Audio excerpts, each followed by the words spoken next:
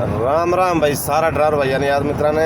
और यह देखो भाई सब बढ़िया अपने राजगढ़ हिसार रोड पे और ये पेड़ पौधा लगा रखे देखो सब बढ़िया। यह बहुत बढ़िया हाईवे रहेंगे। मैं शुक्रगुजार माना कि इतना पेड़ पौधा लगा रखे।